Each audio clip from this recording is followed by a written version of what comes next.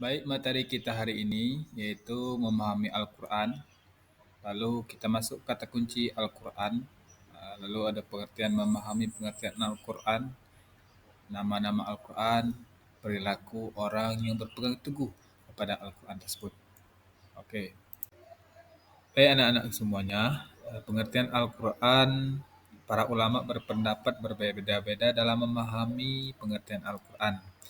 Di sini kita simpulkan bahwa Al-Quran adalah firman Allah Subhanahu wa taala yang diturunkan kepada Nabi Muhammad SAW melalui malaikat Jibril yang berfungsi sebagai pedoman hidup dan petunjuk bagi manusia di dunia dan akhirat.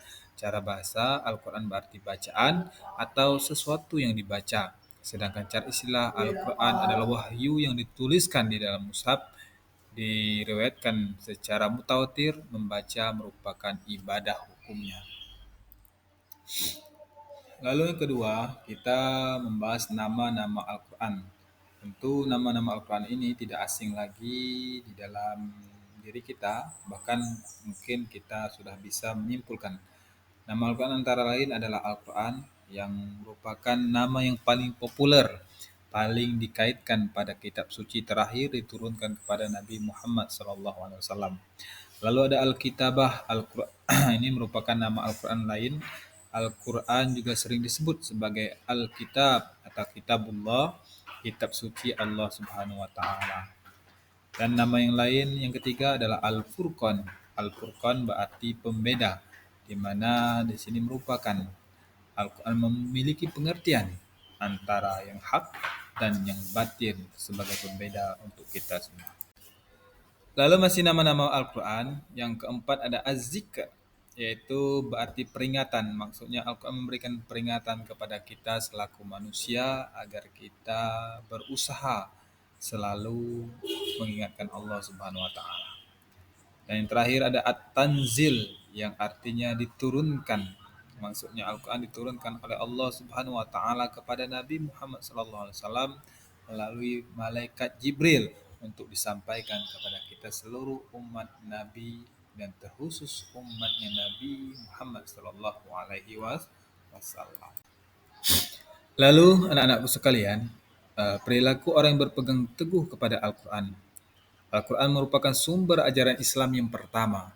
Setiap muslim berkewajiban untuk berpegang teguh kepada hukum-hukum yang terdapat di dalamnya agar menjadi manusia yang taat kepada Allah Subhanahu wa taala, yaitu mengikuti segala perintah Allah Subhanahu wa taala dan menjauhi segala larangannya. Al-Quran memuat berbagai pedoman dasar bagi kehidupan umat manusia. Kita sebagai seorang muslim harus meyakini tuntunan yang berkaitan dengan keimanan, akidah, yaitu ketetapan yang berkaitan dengan iman kepada Allah Subhanahu wa taala, malaikat-malaikat, kitab-kitab, rasul-rasulnya, hari akhir serta qada dan qadar. Sebagai seorang berpegang teguh kepada Al-Quran, kita harus memiliki budi pekerti yang luhur karena Al-Quran berisikan tuntunan yang berkaitan dengan akhlak, yaitu ajaran agama agar orang muslim memiliki budi pekerti yang baik serta etika kehidupan. Sebagai seorang yang berpegang teguh kepada Al-Quran, kita harus melaksanakan ibadah karena Al-Quran memberisikan tuntunan yang berkaitan dengan ibadah, yakni sholat, puasa, zakat, dan haji serta lain-lain sebagainya. Baik anak-anak semuanya, sebelum kita tutup ini kita masuki rangkuman.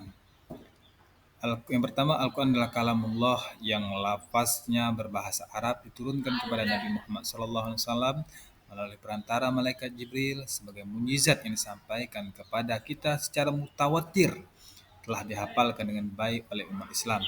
Dituliskan dalam susunan mushaf dimulai dari surah Al-Fatihah dan diakhiri dengan surat An-Nas dan membacanya nilai ibadah. Lalu Al-Quran memiliki beberapa nama di antaranya Alkitab, Al-Furqan, dan lain sebagainya. Baik anak-anakku semuanya, untuk selanjutnya penutupan. Sebelum kita tutup, mari pembahasan kita hari ini, mari kita terus belajar agar semakin berkembang. Semoga materi ini dapat bermanfaat bagi kita semua. Jika ada kurang, mohon maaf, dan ingat ilmu yang kita dapat hari ini adalah investasi untuk masa akan datang. Tetap semangat ya. Pak tutup. Wassalamualaikum warahmatullahi wabarakatuh.